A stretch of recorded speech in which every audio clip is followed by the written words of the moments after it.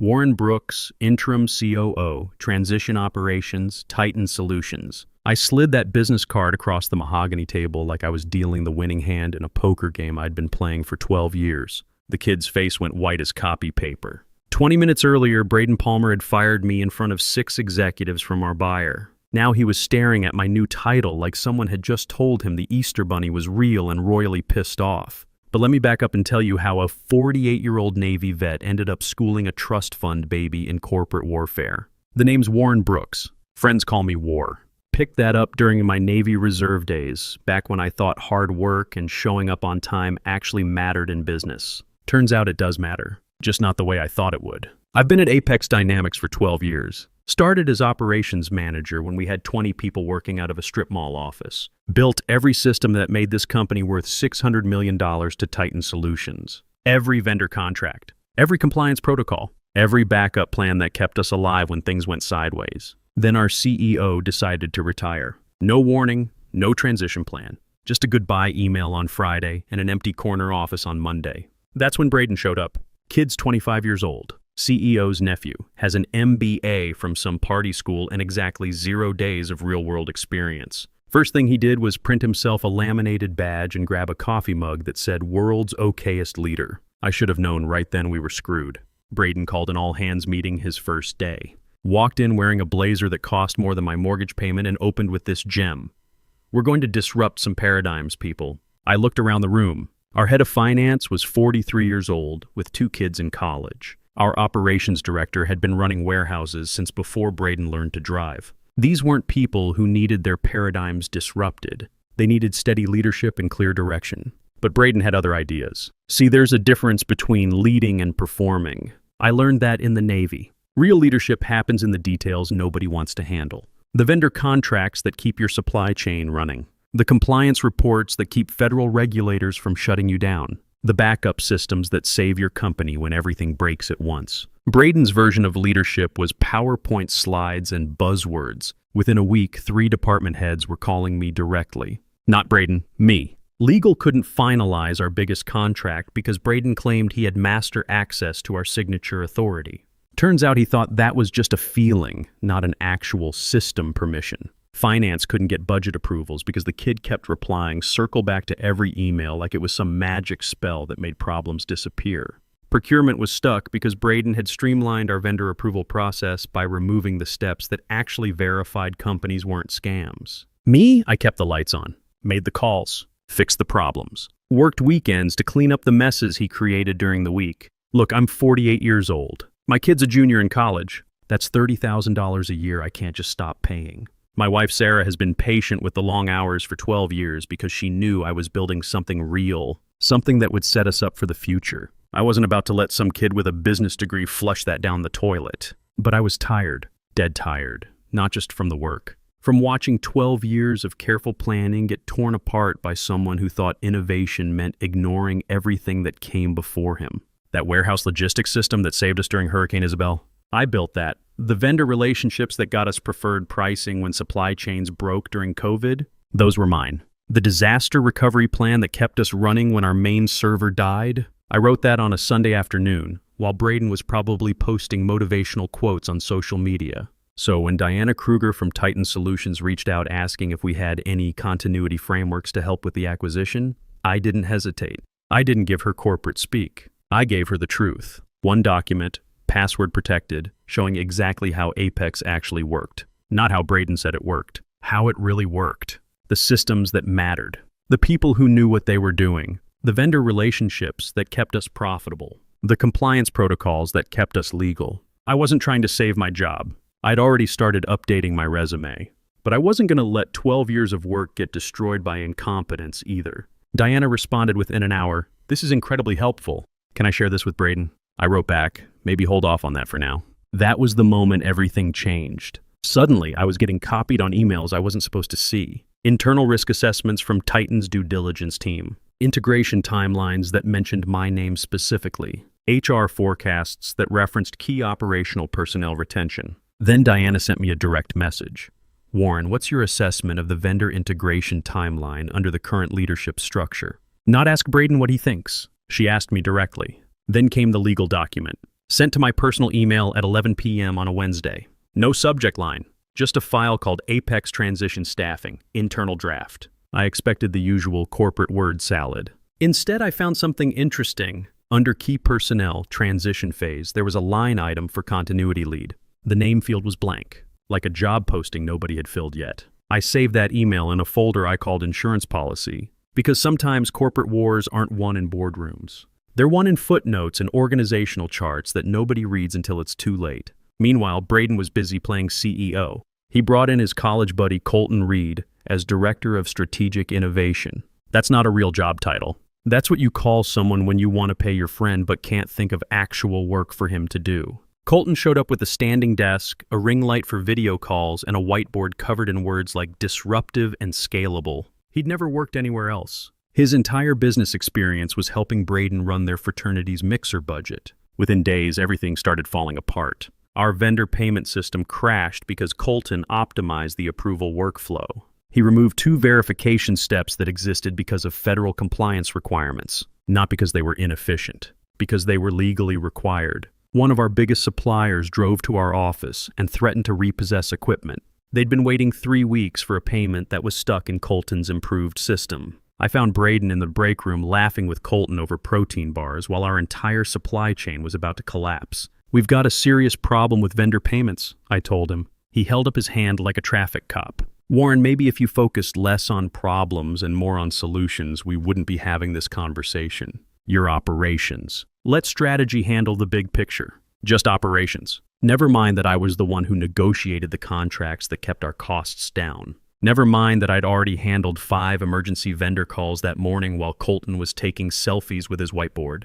That's when I stopped talking in meetings, mostly because I wasn't invited anymore. Braden had decided I was resistant to change and started excluding me from strategic discussions. I stopped offering solutions, stopped volunteering to fix problems before they became disasters. I just watched, documented everything, and quietly started preparing for what I knew was coming. Because fools trip over themselves eventually. But this fool was taking my company down with him. 3 weeks after Braden took over, our biggest logistics partnership fell apart. Colton missed a renewal deadline. Not by a few days, by 3 weeks. The contract that kept our entire East Coast distribution running just expired because he thought auto-renewal meant it happened automatically without any paperwork. Our logistics partner gave us 48 hours to fix it, or they'd start moving our contract to the bottom of their priority list. In supply chain terms, that's like being told your house is about to burn down and you have 2 days to find a fire department. Titan's legal team flagged it immediately. They weren't idiots. They could see our operational foundation cracking in real time. Our finance director called me in a panic. "Warren, do we have any backup logistics contacts?" Of course I did. I'd built a backup vendor list back in March, knowing we'd need it if this circus kept going. I handed it over quietly. Didn't CC Braden. Didn't make a big announcement. Just gave her what she needed to keep the company from imploding. But Titan noticed. That's when Diana reached out personally, not through official channels. Just a direct message, "You okay over there?" Just checking in. 7 words that changed everything. Because if Diana was reaching out personally, that meant my silence was getting louder than Braden's noise. That meant I still had leverage I didn't even know I had. I wrote back, "Yeah, but you might want to look at page 14, paragraph 3E in that staffing agreement." I didn't explain what it said. Didn't need to. Because paragraph 3E was the part nobody reads. The legal fine print that gets buried in 70 pages of acquisition paperwork. The part that said any staffing decisions related to operational personnel had to be approved by something called a continuity lead, and that position was still vacant. The first unofficial briefing happened by accident, or at least that's what I told myself. We were supposed to be reviewing asset inventories with Titan's integration team, standard due diligence stuff. But Braden had what he called delegate fatigue, so he forwarded the meeting invite to me without reading the agenda. Pierce Donnelly, one of Titan's senior guys, asked about our vendor performance metrics for the past 3 years. Pretty basic question for anyone who'd actually been running operations. Braden stared at him like he'd been asked to explain quantum physics in French. I waited a beat, then said, "You'll find those in tab 2 of the operations dashboard. Lines 42 through 68 include recovery data for late cycle issues." Dead silence for about 5 seconds. Then Pierce said, "Perfect. Thanks, Warren." After the call, I got a message from Titan's integration office. "Would you have time for a quick call about operational continuity?" I thought about it for exactly 30 seconds. I wasn't going to blow up NDAS or burn bridges just to play office politics. But I also wasn't going to sit there and watch 12 years of work get destroyed by incompetence. One call, 15 minutes, off the official calendar. That first call turned into 3 more by the end of the week. I didn't editorialize, didn't badmouth Braden or Colton, just answered what they asked. Do you have post-acquisition risk assessments? Yes, I built them in Q2. Any concerns about the compliance software migration? Yes. Here's the audit trail showing what could break. Any indication current leadership isn't aligned on Q4 deliverables? I attached 2 different strategy documents, one from our finance team, one from Braden's fever dreams. I never said I told you so. The documentation spoke for itself. By the 3rd call, the tone changed completely. Pierce brought Diana. Diana brought another executive. Then their legal counsel joined. They stopped calling it a chat, started calling it a transition review. That's when Diana asked the question that changed my life. Warren, if there were an ideal role for you post-acquisition to maintain operational continuity, what would that look like? I didn't hesitate. Interim COO for transition operations. Not permanent, not glamorous. Just honest. I didn't want a corner office or a fancy title. I wanted control over the bridge until we got through the storm. Diana nodded and typed something I couldn't see. 2 days later, a Titan lawyer sent me a document labeled Transition Staffing Notes, Internal Review Only. I read it twice, then a 3rd time. My name was there, in the continuity lead slot, with a checkbox next to it. Checked. Meanwhile, Braden was hosting Innovation Fridays with beanbag chairs and kombucha. He asked the finance team why cash flow couldn't just mean selling more stuff. He suggested we disrupt our compliance protocols because they were slowing down our velocity. He had no clue about the calls, no idea about the documents, no clue that the acquisition agreement he'd signed in blind faith was about to eat his entire career. The breaking point came on a Tuesday morning. Braden posted a company-wide message on Slack, "Huge win. We've migrated all compliance workflows to a new cloud-based solution. Faster, cheaper, better." I read it 3 times just to make sure he'd actually written migrated all compliance workflows about systems that handled legal documents for a $600 million acquisition. My phone started ringing within an hour. Legal couldn't access contract databases. Vendor management was locked out of approval workflows. Procurement was stuck talking to a chatbot that answered every question with, "I'm still learning." 5 critical suppliers were frozen in the new system. No tax documentation, no background checks, no payment authorization. One of them threatened to involve their legal team if the issue wasn't resolved by end of business. I found Braden in the break room hosting something called Transformation Tuesday. He was drinking cucumber water and drawing flow charts on butcher paper while the company burned down around him. "We've got a serious problem," I told him. The compliance migration broke everything. He looked up from his flow chart and grinned like someone who'd just parallel parked a school bus. "Minor hiccup, Warren. Growing pains. The sales rep said their AI platform scales with organizational needs. Their AI doesn't file SEC reports, Braden." He blinked like I'd just made up the term SEC on the spot. Diana from Titan was on an emergency call within 2 hours. She didn't yell, didn't even sound annoyed, just asked one simple question: who authorized the system migration? Braden opened his mouth to answer, but I held up my hand. "I'll send you a complete breakdown. Decision logs, approval chains, timeline documentation. I had everything. Screenshots of Slack conversations where Braden told Colton to just rip the Band-Aid off. Email threads where department heads asked for more time to review the migration plan. Meeting notes where I'd specifically warned about compliance risks. I sent it all to Diana in one clean package. Time-stamped, documented. Objective."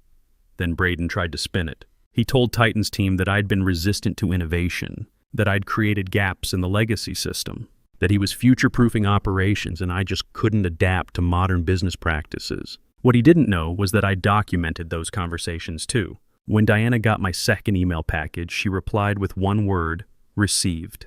2 days of radio silence. Then something interesting happened. I wasn't officially invited to Titan's internal integration planning meeting, but when the meeting notes got distributed, my name was all over them. Vendor impact assessment. Warren B. to provide timeline. System restoration roadmap. Warren B. leading analysis. Compliance review. Reference Warren's audit documentation. Braden wasn't mentioned once. That's when I realized this wasn't about cleaning up his messes anymore. He wasn't just incompetent. He was a liability, a genuine threat to the deal that I'd spent 12 years building. So I stopped trying to work with him. Stopped explaining why his ideas wouldn't work. Stopped warning him about obvious problems. I just started preparing for the endgame. The contract sat in my personal email for 2 weeks. Subject line: Apex Dynamics Transition Staffing Agreement. Final draft. I didn't open it right away. Not because I was scared of what was in it, because I already knew what wasn't in it. Braden never mentioned getting this document. Probably assumed it was just legal paperwork that lawyers would handle. He didn't understand that the most dangerous words in corporate America aren't shouted in boardrooms. They're buried in paragraph 3E of page 14 where nobody bothers to read. The morning I finally opened it, another vendor had just escalated a payment freeze to their legal team. Colton had sent out a company-wide email blaming legacy workflow baggage for our operational issues.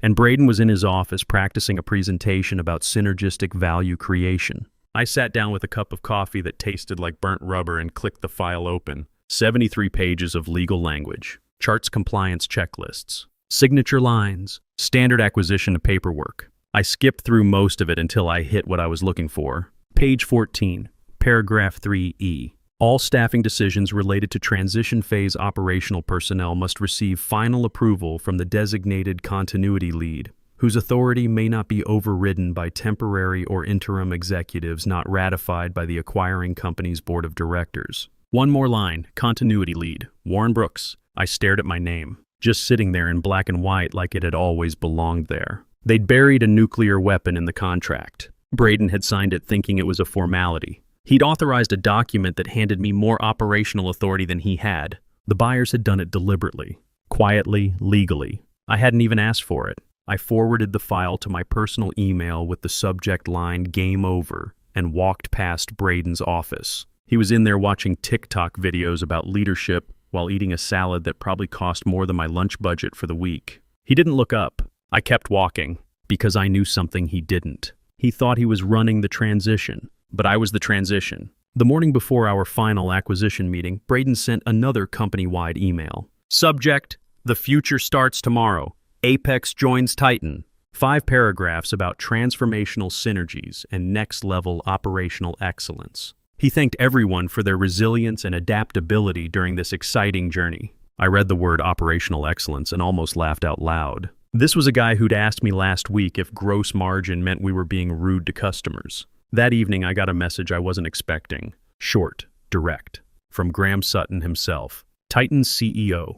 Bring your business cards tomorrow. 5 words that hit me like a gut punch. Because Graham Sutton didn't waste time on small talk. If he was telling me to bring cards, that meant he already knew how tomorrow was going to end. I typed back, understood. Then I went home and told Sarah we might need to celebrate tomorrow night. I couldn't tell her why yet. But after 12 years of missed dinners and weekend work calls, I thought she deserved a heads up that things were about to change. The final meeting was set for 10 a.m. in the main conference room. Pure corporate theater. Mahogany table that probably cost more than my car. Leather chairs that squeaked when you moved. Windows overlooking the parking lot where I'd been arriving at 7 a.m. for 12 years. Titan's entire team was there. Graham Sutton at the head of the table, looking like someone who'd seen every corporate power play ever invented. Diana and Pierce flanking him like lieutenants, their legal counsel with a folder thick enough to stop a bullet. On our side, Braden, Colton, our HR director, and me, sitting in the back corner like furniture. Braden had dressed for the occasion. New suit, fresh haircut, cologne that you could smell from across the room. He'd even brought a PowerPoint presentation loaded on his laptop. The first slide said Apex 2. 0: streamlined, synchronized, superior. I wished I was making that up. Graham opened the meeting with exactly the kind of no-nonsense approach I expected.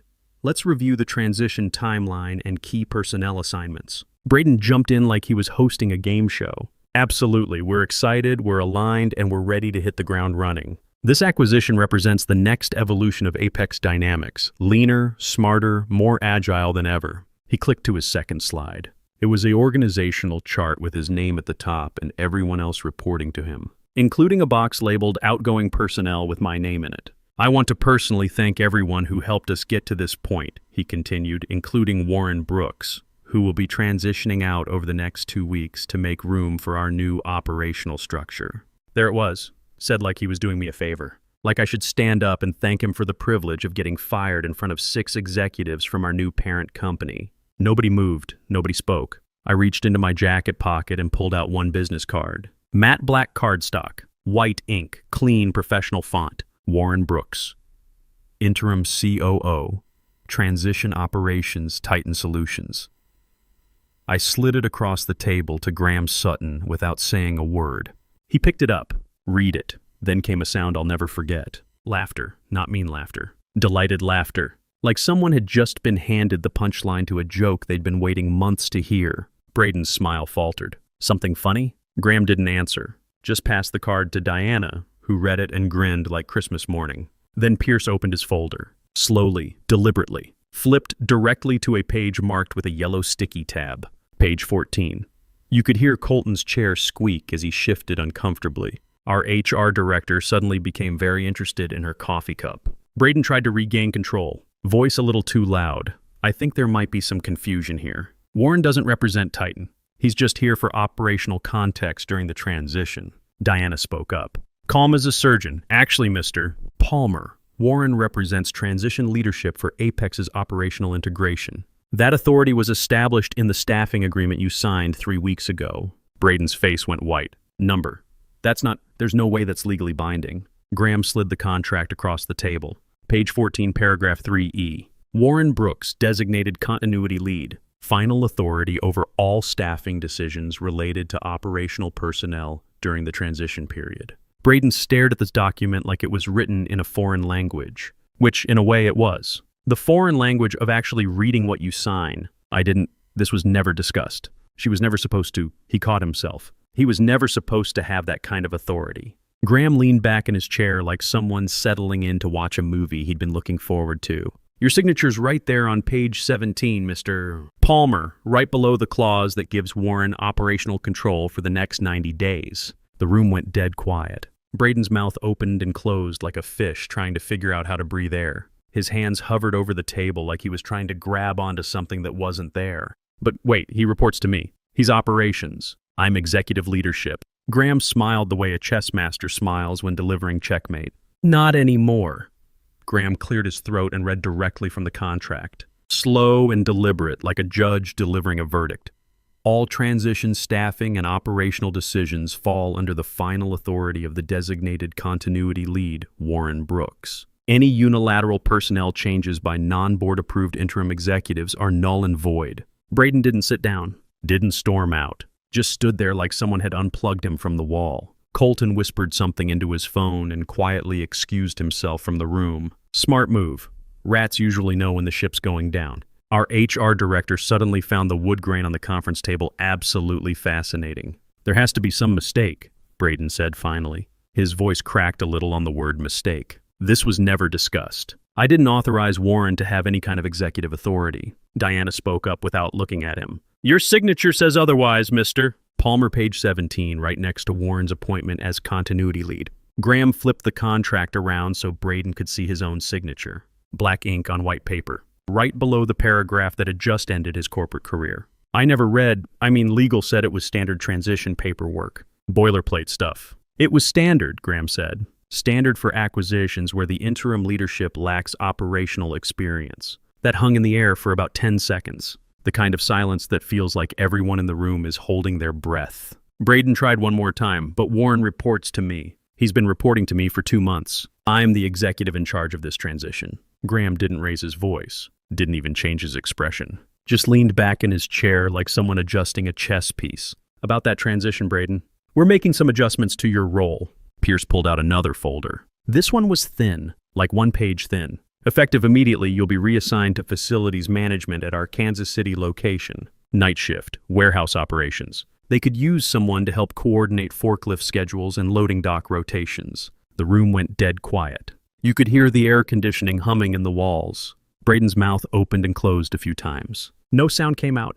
Kansas City? He finally managed. Great logistics hub, Graham said pleasantly. Lots of opportunity to learn ground-level operations. Character building work. Night shift, 7 p.m. to 7 a.m., Thursday through Monday. Kansas City gets cold in the winter, so you'll want to dress appropriately. I watched Braden's face go through about 5 different expressions. Confusion, disbelief, panic, anger, then back to confusion. You can't be serious. Diana slid a single sheet of paper across the table. Your new assignment letter. Same pay grade, different responsibilities. Titan values operational experience at every level. Same pay grade. That was the knife twist. They weren't firing him. They were giving him exactly what he'd given me. A new job, whether he wanted it or not. Braden picked up the paper like it might bite him. Read it twice. His hands were shaking a little. You can't just reassign me to manual labor. I have an MBA. I've been running this company for 2 months. Graham's expression didn't change. And Warren's been building it for 12 years. We prefer experience over credentials. I didn't say anything. Didn't gloat, didn't smile. Just sat there and watched 12 years of work get validated by the people who'd actually been paying attention. Pierce handed me an envelope. Thick cardstock. Titan letterhead. Inside, my official appointment letter. Interim COO, transition operations. 90-day term with possibility of extension. Salary bump that would cover my kids' college tuition without me having to work weekends for the next 2 years. And a Titan ID badge. Warren Brooks, interim COO. I clipped it to my jacket. The plastic made a soft clicking sound that somehow echoed louder than anything else that had happened in that room. Thank you, I said. First words I'd spoken since sliding my business card across the table. Looking forward to getting started? I stood up and shook hands with Graham, Diana, and Pierce. Professional, courteous, like this was just another day at the office, which I guess it was. Behind me I heard Braden's voice one more time, soft and broken. Warren, wait, you knew about this the whole time, didn't you? I turned around. Kid was still standing there holding his reassignment letter like a court summons. I knew you were in over your head, I said. I tried to help. You told me to stay in my lane, but you planned this. You set me up. I thought about that for a second. No, Braden, I just did my job. You signed a contract without reading it. I read everything. That's the difference between us. He looked like he wanted to say something else. Maybe ask how I'd managed to outmaneuver him so completely. Maybe apologize for 2 months of treating me like obsolete equipment. Instead, he just stood there while everyone else filed out of the room. I was almost to the door when I heard him one last time. Kansas City? I didn't turn around. They have good barbecue, and that was it. 12 years of building something real. 2 months of watching someone try to tear it down, and one business card that changed everything. I walked back to my desk, my old desk, and started making a list of everything that needed to be fixed before the integration went live. Vendor relationships to rebuild, compliance systems to restore, operational procedures to document for the new team. Real work, the kind of work that keeps companies running and people employed and supply chains moving. The kind of work I'd been doing all along. 3 hours later, Sarah called to ask how the meeting went. Good, I told her. Really good. How does dinner at that steakhouse sound tonight? Can we afford it? Yeah, I said, looking at my new Titan badge. We can afford it. That evening, while Sarah and I were sharing a bottle of wine that didn't come from the discount rack, my phone buzzed with a text from an unknown number. This is Braden. I start in Kansas City next week. I wanted to say, I think I understand now. What you were trying to tell me. I showed the message to Sarah. She read it and looked at me. You going to respond? I thought about it. Kid was 25 years old. He'd just learned the hardest lesson in business. Authority without competence is just noise. I typed back, good luck. Keep your head down and learn the operations. You might surprise yourself. He wrote back immediately. Thanks. And that was the last I heard from Braden Palmer. 6 months later, I got a call from Diana. Titan wanted to make my interim position permanent. Full COO role, stock options. The works. I said yes. Sometimes the system works. Sometimes experience beats connections and competence trumps politics. Sometimes the guy who actually knows how to run the machine gets to run the machine. The Navy taught me that real victories aren't about glory. They're about completing the mission. And my mission was keeping the lights on while everyone else figured out who was really in charge. Turns out it was me all along. I just had to wait for everyone else to figure it out.